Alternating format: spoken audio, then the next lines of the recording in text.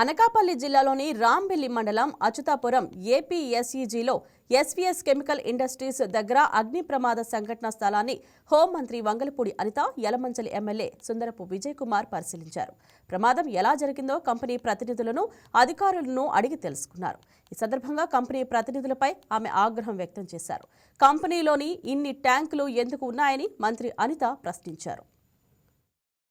దురదృష్టకర సంఘటన అచ్యుతాపురం ఇండస్ట్రియల్ సెజ్లో SVS chemical industries దగ్గర ఒక ఫైర్ యాక్సిడెంట్ జరిగింది. అంటే అక్కడ కొంచెం మంటలు చెలరేగుతున్నాయి. నిన్న దురదృష్టకరమైన సంఘటన జరిగిందని హోంమంత్రి అనిత తెలిపారు. ప్రమాదం జరిగిన వెంటనే అధికారులు తక్షణమే స్పందించారని, ఫైర్ సేఫ్టీ అధికారులు ప్రమాద ఘటనా స్థలానికి వెంటనే చేరుకుని మంటలు అదుపు చేశారని వివరించారు. అధికారులు, స్థానిక ఎమ్మెల్యే హుటాహుటిన ఘటనా స్థలానికి చేరుకున్నారని, 2 రోజుల్లో పూర్తి స్థాయి నివేదిక ఇవ్వాలని అధికారులను ఆదేశించామని చెప్పారు. ఇటువంటి ఘటనలు పునరావృతం కాకుండా చర్యలు తీసుకోవాలని హెచ్చరించారు. కంపెనీ ప్రతినిధులపై చట్టపరంగా చర్యలు తీసుకుంటామని, ఎవరిని ఉపేక్షించేది లేదని వంగలపూడి అనిత స్పష్టం చేశారు.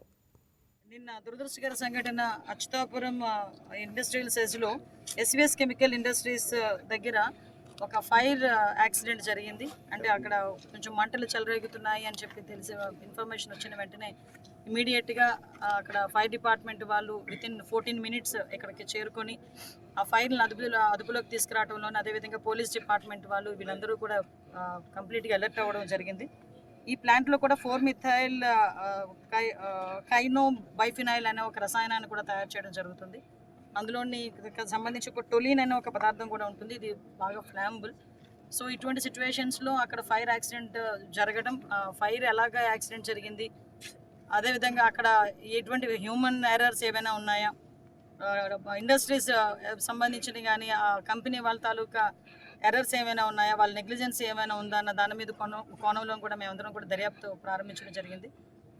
ఇన్ఫర్మేషన్ తెలుసుకున్న వెంటనే ఎమ్మెల్యే గారు, అదేవిధంగా ఇక్కడ లోకల్ పోలీస్ డిపార్ట్మెంట్ వాళ్ళు, ఫైర్ డిపార్ట్మెంట్ వాళ్ళు రెస్క్యూ ఆపరేషన్స్ చేయడానికి అందరూ కూడా ఇక్కడికి రావడం జరిగింది. ఇమీడియట్గా ఎదురుగా ఉన్న కంపెనీ వాళ్ళు కూడా తెలుసుకొని అందరికీ కూడా ఇన్ఫర్మేషన్ ఇవ్వడం, ఈ పక్కన చుట్టుపక్కల 4-5 కంపెనీలకు సంబంధించిన వాళ్ళందరినీ కూడా ఇక్కడ నుంచి తరలించడం కూడా చేసి, ఎక్కడ కూడా ప్రాణ నష్టం లేకుండా పోలీస్ డిపార్ట్మెంట్ వాళ్ళు, ఫైర్ డిపార్ట్మెంట్ వాళ్ళు కూడా అతి తొందరగా స్పందించి ప్రాణ నష్టం లేకుండా చేసినందుకు ప్రత్యేకంగా వాళ్ళందరినీ కూడా అభినందిస్తున్నామండి. ఎందుకనంటే ఈరోజు ఎక్కడైనా కెమికల్ ఫ్యాక్టరీస్లో ఏదైనా జరుగుతుంది అంటే ముందు ప్రజలు భయాందోళనకు గురవుతున్నారు.